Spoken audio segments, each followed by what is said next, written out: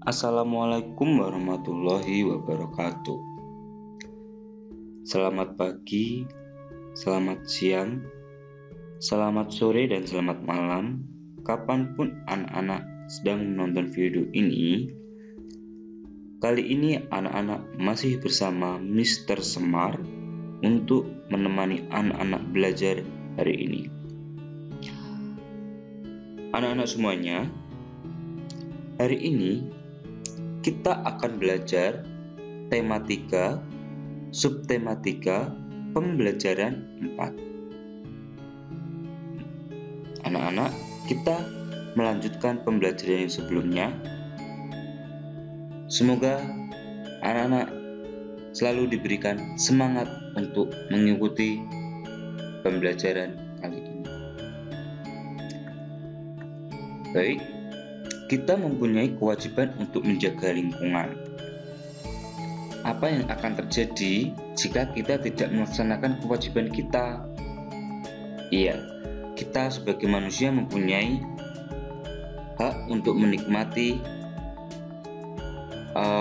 lingkungan yang indah, sejuk, nyaman, dan sehat bagi kita.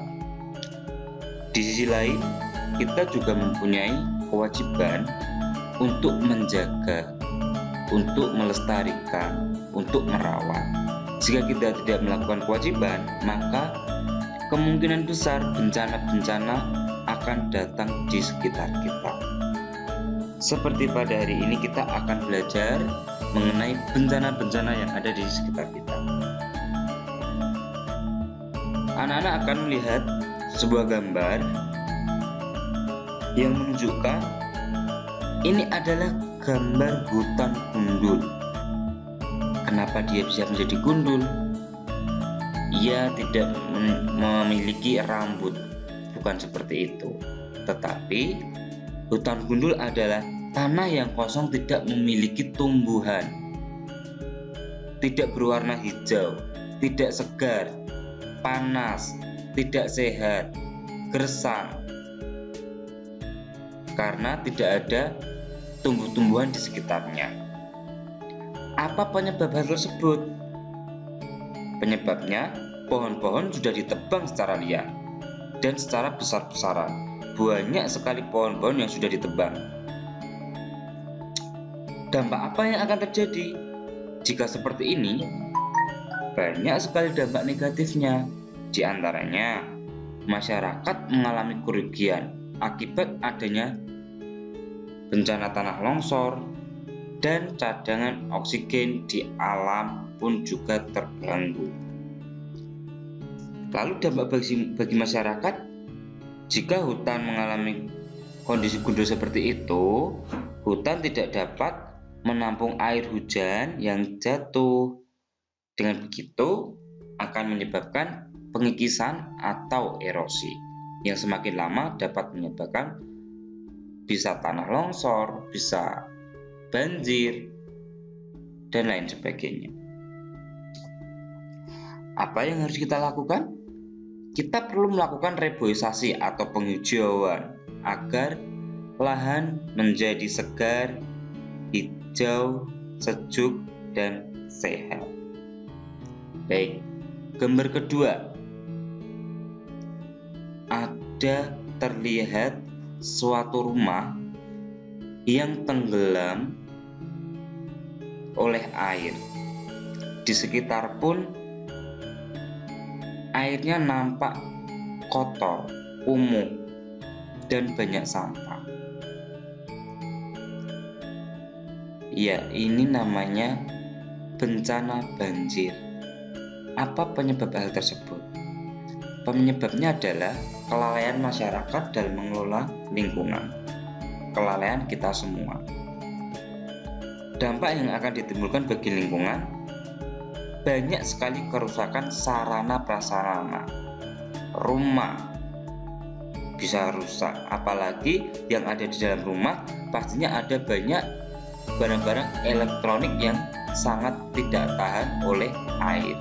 Sekalinya tenggelam oleh air, maka barang-barang tersebut pasti akan rusak. itu akan menimbulkan kerugian yang sangat besar sekali. Dampak yang akan dirasakan masyarakat akan merasakan kerugian yang sangat besar, kan ia sampai menyebabkan kematian. Ini yang sangat fatal. Apa yang harus kita lakukan? Membuang sampah pada tempatnya, hindari membangun rumah di tepi sungai ataupun danau, dan melakukan normalisasi aliran air atau got. Selain itu, kita juga bisa melakukan kewajiban untuk membuang sampah pada tempatnya, terus tidak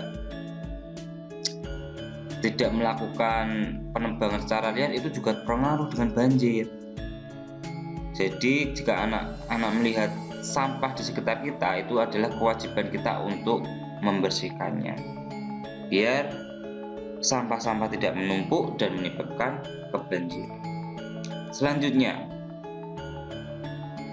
ada sebuah gambar yang menunjukkan ini adalah gambar tanah longsor.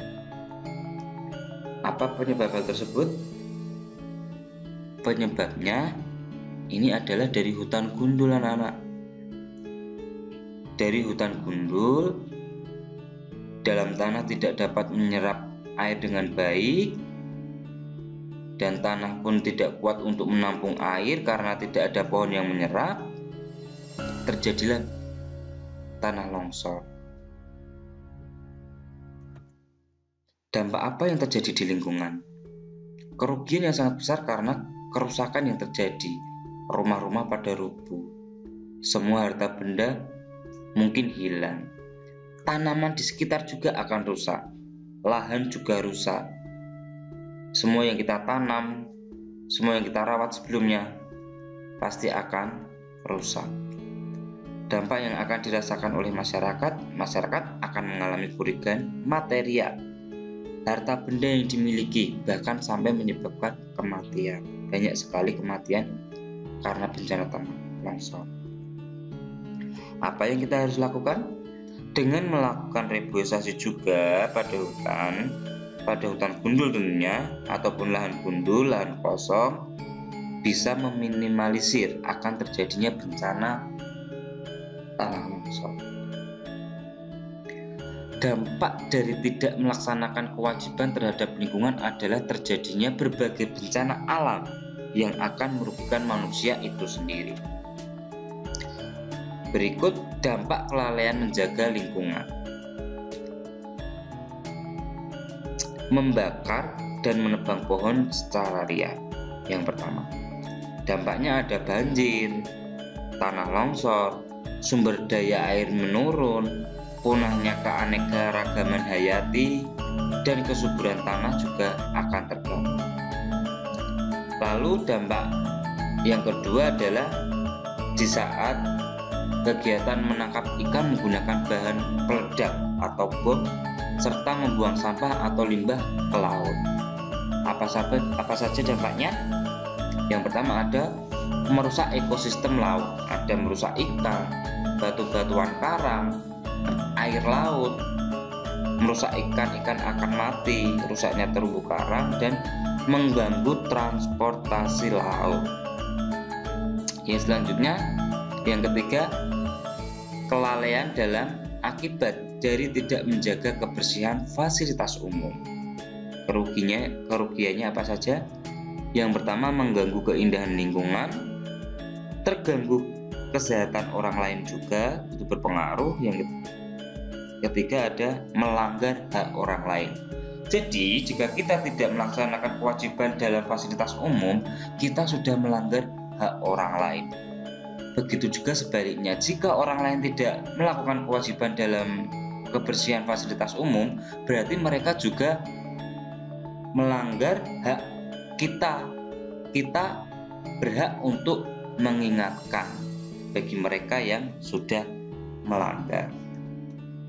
Nah, setelah ada dampak dari kelalaian menjaga lingkungan, sekarang ada upaya untuk menjaga lingkungan. Yang pertama, upaya dalam menjaga kelestarian hutan.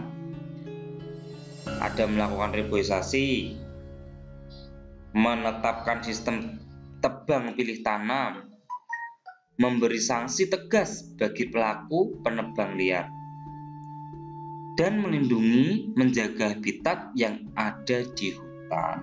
Setelah menjaga kelestarian hutan, juga ada upaya untuk menjaga lingkungan di laut. Ada menjaga laut dari limbah pabrik, menangkap ikan hanya menggunakan jala, jaring, atau pancing. Tidak boleh untuk menggunakan bom, karena itu akan merusak ikan-ikan semua yang ada di sekitar. Tidak hanya ikan, terumbu karang yang indah pun juga akan ikut rusak dan hancur karena bom. Selanjutnya ada menjaga kebersihan laut dari sampah tentunya ya. Jadi saat kita di pantai, saat kita bersantai-santai tanpa lalai, kita juga harus memperhatikan kebersihan yang ada di pantai dan di laut. Jangan membuang sampah seenak hidung kita sendiri. Menjaga keutuhan terumbu karang. Jangan merusak dan mengambil terumbu karang dengan sesuka hati. Memberi sanksi tegas bagi pelaku kerusakan ekosistem laut. Setelah itu juga menjaga fasilitas umum.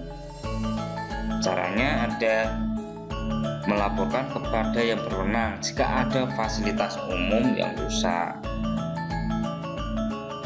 Terus meningkatkan rasa tanggung jawab masyarakat dengan cara saling mengingatkan, juga menjaga dan merawat fasilitas umum, kebersihan dan kelestariannya tentunya, dan meningkatkan kepedulian kita terhadap hak orang lain.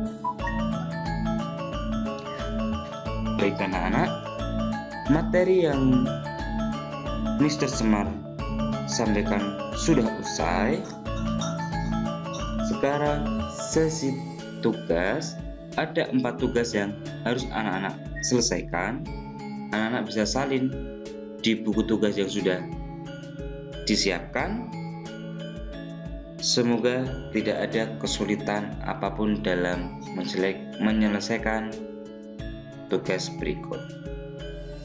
Baik anak-anak, tetap semangat belajar, fokus untuk menjaga kesehatan, jangan batasi kreativitas kita hanya karena keadaan yang sedang melanda. Terima kasih, Mr. Semar. Tutup video kali ini. Wassalamualaikum warahmatullahi wabarakatuh. Bye-bye.